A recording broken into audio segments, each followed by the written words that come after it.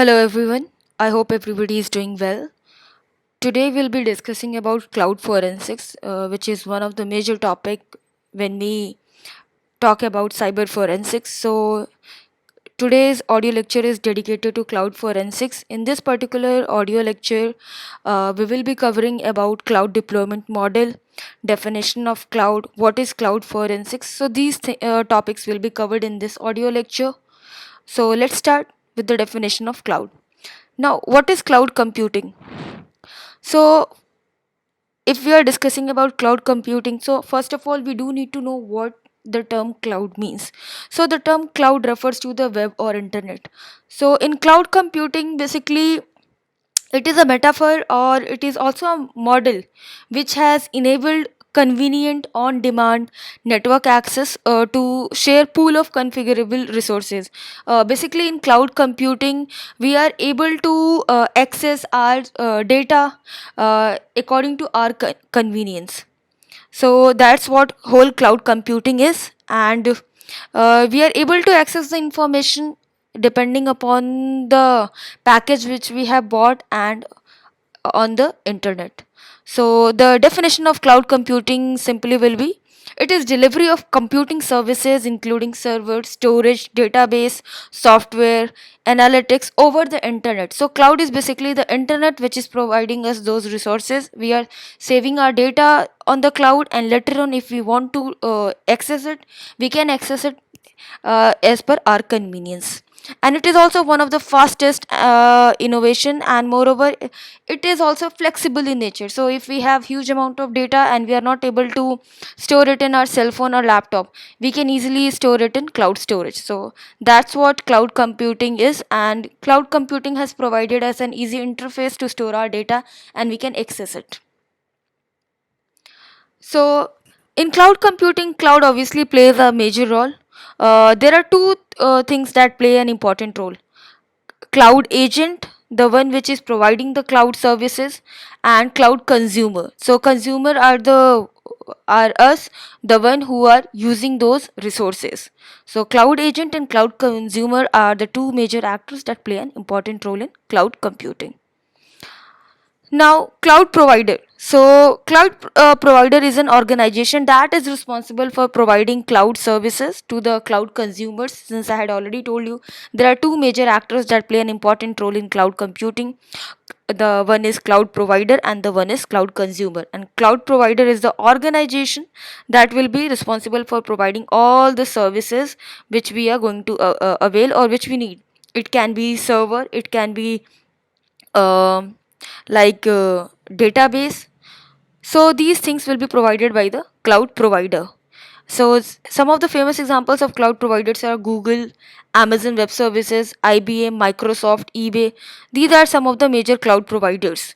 And cloud providers offers the IT resources to the cloud consumers on lease, which means I'll be renting that particular um, resource for 1 year, 2 years, 6 months, 3 months, depending upon my use. Now let's move on to cloud consumer. So cloud consumer is an organization that uses IT resources. It can be us or it can be any major IT company which needs those hardware and network storage things. So cloud consumer can be an IT company or an individual. Suppose if I have huge number of pictures in my iPhone, and my iPhone is only of 32 GB or 128 GB, and my data is much more than that.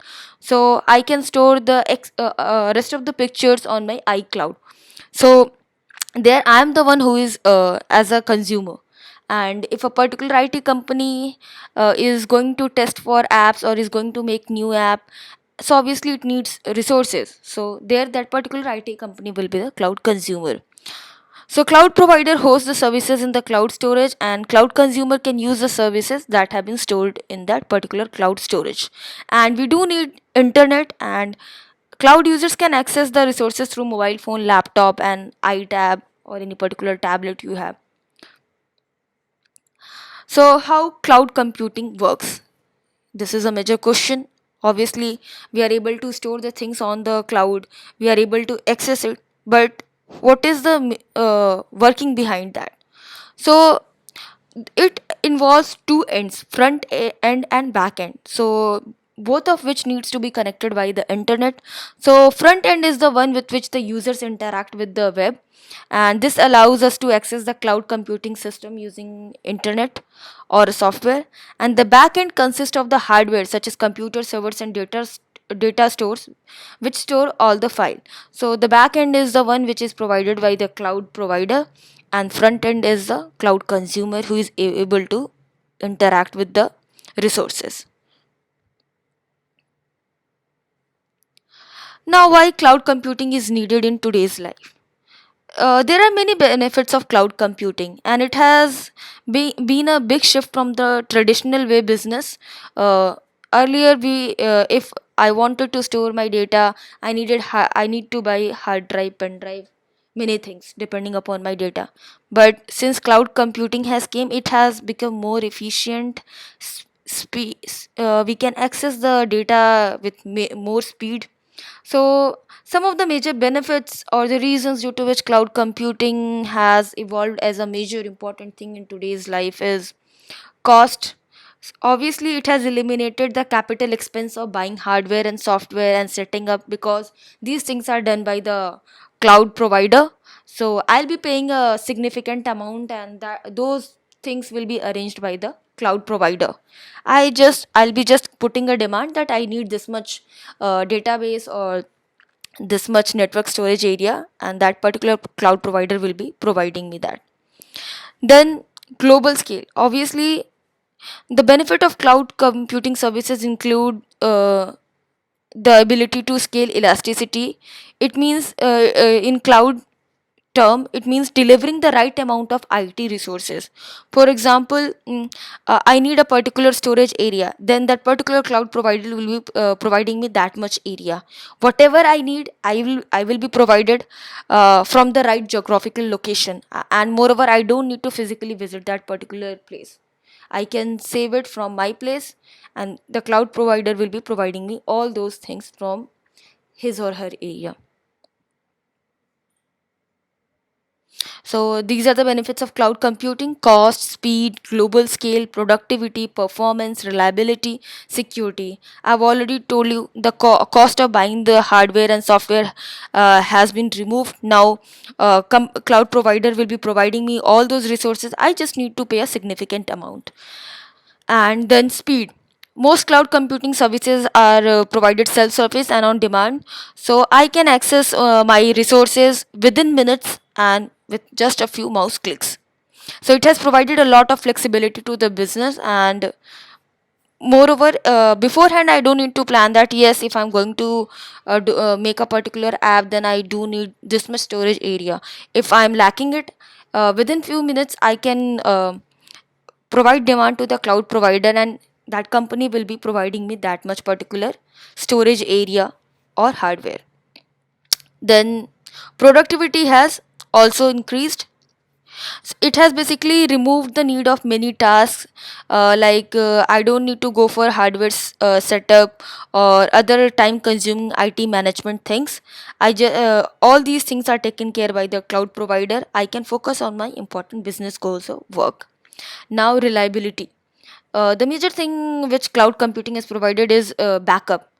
Cloud computing makes data backup easily, and so whenever if I am like my laptop has crashed, so obviously I can easily log into my iCloud and I can easily access all my data, since already backup has been made on the iCloud storage or on Google Drive, whichever cloud computing service you are using. Then security. Many cloud providers offer a broad set of policies and technologies, and they also control the security aspects of your data. So, if you are availing the services of a particular cloud provider, then that particular company is also responsible for maintaining the confidentiality, integrity of your data, which is quite important in today's world. So, these are the benefits. Now, what is cloud forensics? Again, we know the term, we know the term what cloud is. We also know the term forensics. Now, what will be the definition of cloud forensics? So, cloud forensics is basically a cross discipline of cloud computing and digital forensics. So, it is basically a shared collection of configurable network resources. Now, if any um, thing happens to the data that has been stored on the cloud computing, and then forensics will come into play, their investigation will be done. So that's why we have both the terms have been combined, cloud and forensics. The data which you have stored on the cloud, its confidentiality or integrity has been destroyed. That's when forensic science will come into play. So, cloud forensics can be said as a subset of network forensics, since network forensics deals with forensic investigations of network, and cloud computing is based on broad network access because we are accessing all the things on internet.